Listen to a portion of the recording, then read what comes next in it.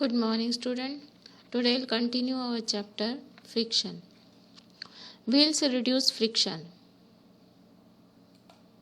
Wheels reduce friction. You must have known that attaches and other pieces of luggage fit with wheels or rollers. On pulling attaches, rollers roll over. Here the motion of the roller is called rolling motion. आप देखते हो कि जो bags आप गाँव ले जाते हो उसमें ना चक्के लगे हुए रहते हैं, रोलर्स लगे हुए रहते हैं और आप उसको ना पुल करते हो तो वो जो चक्के उसके व्हील्स लगे हुए रहते हैं वो क्या होते हैं, रोल कर कर के मोशन करते हैं, मतलब वो ऐसे गोल गोल घूमते घूमते आगे आगे जाते हैं। तो उस टाइप के मोशंस को हम क्या बोलते हैं, रोलिंग मोशन। उसको बोला जाता है rolling motion. When one body rolls over the surface of another body, the resistance of its motion is called rolling friction. और उस रोलिंग मोशन की वजह से जो फ्रिक्शन डेवलप हो रहा है उसको हम क्या बोलेंगे, rolling friction. One body rolls over the surface of another body, जो रास्ता है इसके ऊपर आपके जो व्हील्स है वो रोल यानी गोल गोल घूमते जा रहे हैं और the resistance of its motion, और उसको जो फ्रिक्शनल फोर्स अपोज कर रहा है उसको हम क्या बोलेंगे, उस फ्रिक्शनल फोर्स को rolling friction. Rolling reduces friction. तो इस तरह से वो जो चक्का गोल गोल घूमता है उसकी वजह से फ्रिक्शन क्या हो जाता है, कम हो जाता है। It is always easier to roll than to slide body over another. किसी भी बॉडी को आप रोल करके नीचे लाओगे तो वो ज़्यादा अच्छा रहेगा एज़ कम्पेयर टू स्लाइड, उसको खिसका के ले आओगे। That is the reason it is convenient to pull attaches fitted with roller in comparison to the attaches without rollers. इसीलिए जो बैग जिसमें रोल यानी चक्के लगे हुए रहते हैं उसको हम आसानी से क्या कर सकते हैं, पुल कर सकते हैं या आगे ले जा सकते हैं as compare to other attaches जिसमें रोलर नहीं लगा रहता है। Since the rolling friction is smaller than the sliding friction, so sliding is replaced in most machine by use of ball bearings. अब sliding friction से आपका ये जो rolling friction है वो कैसा है, कम है। इसीलिए बहुत सारी मशीन्स में क्या किया है कि स्लाइडर को रिप्लेस किया है। किससे रिप्लेस किया है, रोलर से या बॉल बेयरिंग से। Common examples are the use of ball bearing between hubs and the axis of ceiling fans and bicycles.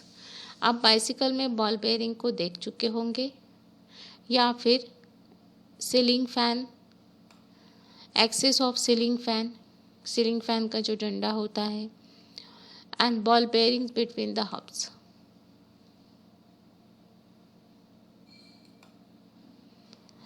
Fluid friction. You know that in science the common name of gases and liquids as fluids.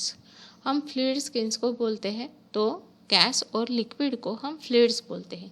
Air, water, other liquids exert force of friction when object move through them.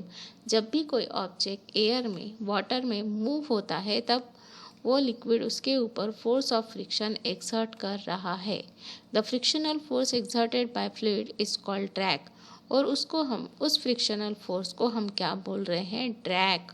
जैसे यहाँ पे हमने rolling friction बोला था जो कि चक्कों की वजह से हो रहा था, उसको हमने रोलिंग फ्रिक्शन बोला। उसी तरह से फ्लूइड में जो फ्रिक्शन या फ्लूइड की वजह से जो फ्रिक्शनल फोर्स क्रिएट हो रहा है उसको हम क्या बोलेंगे, ड्रैग।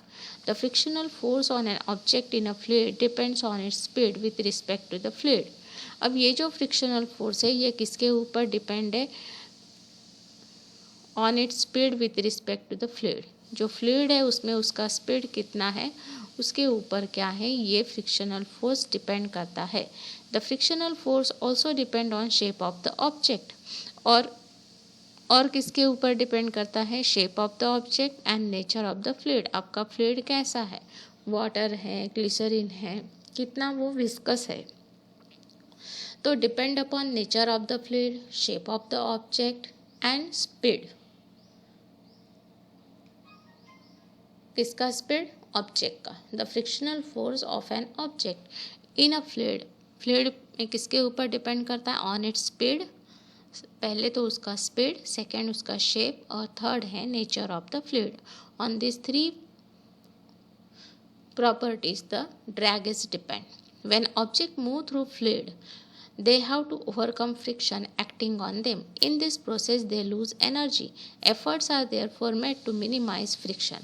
जब भी कोई ऑब्जेक्ट पानी में मूव होता है तब उसके ऊपर फ्रिक्शनल फोर्स यानी ड्रैग एक्ट होता है और उस फोर्स के अगेंस्ट उसको काम करना पड़ता है जब उसको आगे जाना रहता है, मूव होना रहता है. तो इसकी वजह से वहाँ पे क्या होता है, एनर्जी लॉस. और उसको मिनिमम करने के लिए, एनर्जी लॉस को मिनिमम करने के लिए, to minimize friction objects are given special shape. और इसीलिए उस ऑब्जेक्ट को एक स्पेशल शेप दिया जाता है. In fact all vehicles are design to have shape which reduce fluid friction like shape of ship and boat. इसीलिए आप देखते हो शिप और शेप का, बोट का शेप जो है एक पर्टिकुलर शेप होता है. उस शेप में जब वो ऑब्जेक्ट पानी में मूव होता है तब वहाँ पे ड्रैग क्या होता है, कम होता है. फ्रिक्शनल फोर्स कम होने की वजह से एनर्जी लॉस कम होता है और वो ऑब्जेक्ट इजीली आगे मूव होता है.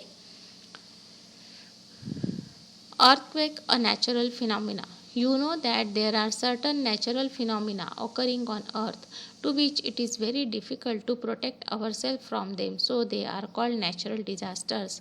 जब भी कोई नैसर्गिक आपदा आती है तब उसको हम क्या कर नहीं सकते, उससे प्रोटेक्ट करना, अपने आप को बचाना हमारे लिए बहुत कठिन हो जाता है.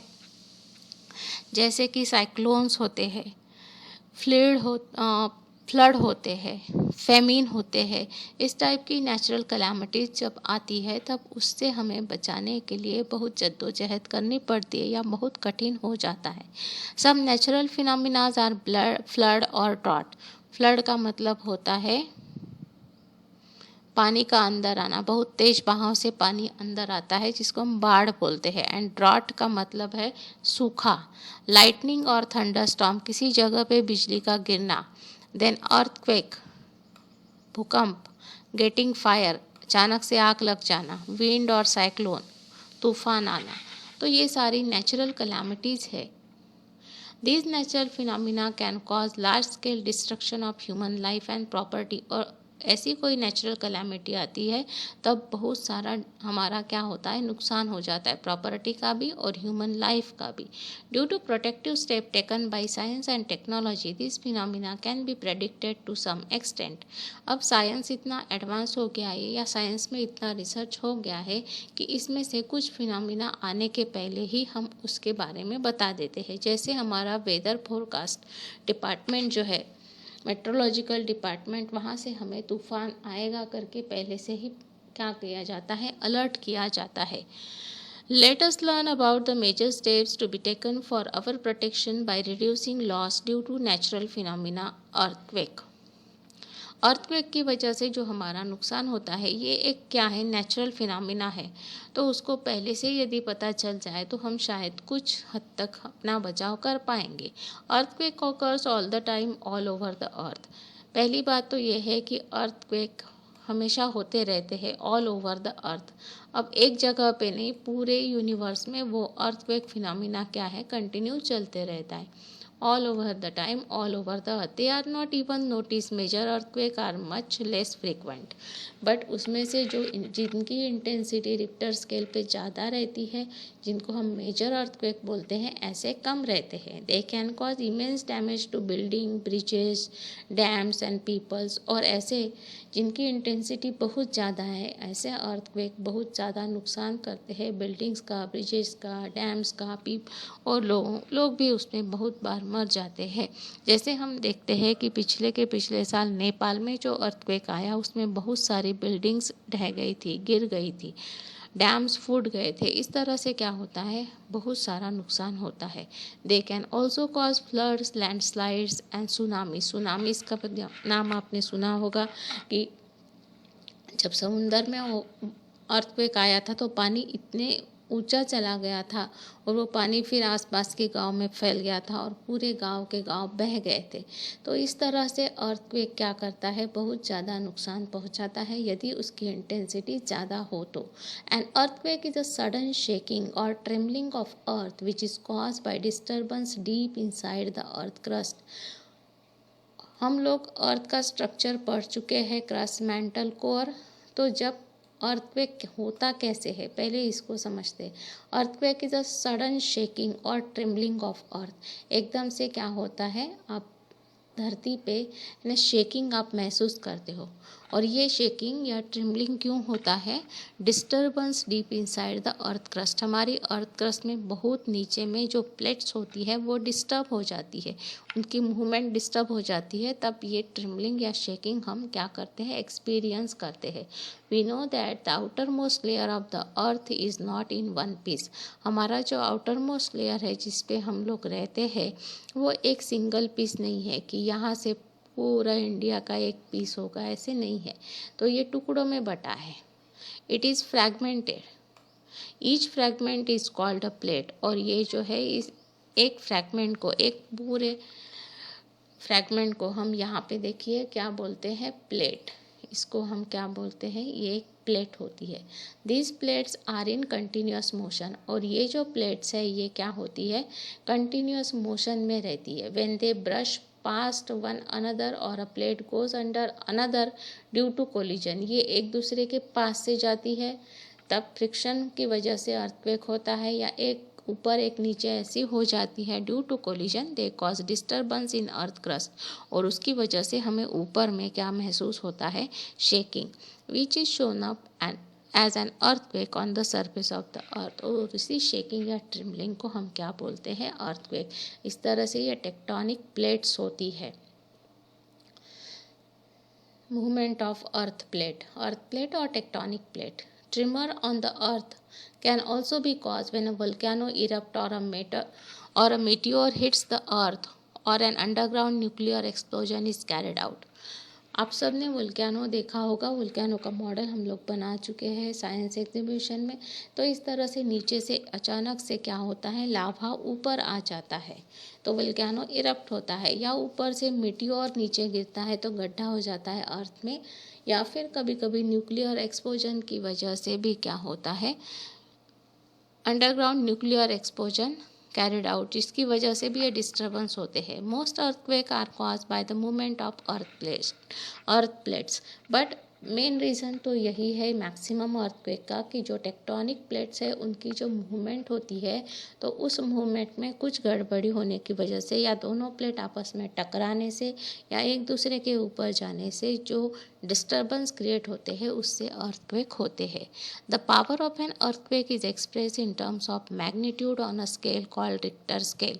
तो ये जो अर्थक्वेक है इसकी पावर को हम क्या करते हैं, रिक्टर स्केल पे मेजर करते हैं। Destructive earthquake have magnitude higher than 7 on Richter scale. तो इस रिक्टर स्केल पे यदि वैल्यू उसकी मैग्नीट्यूड कितनी है, 7 से ज़्यादा है, तो वो क्या हो जाएगा, मेजर अर्थक्वेक होगा। It is advisable to make structure of building simple and quick step.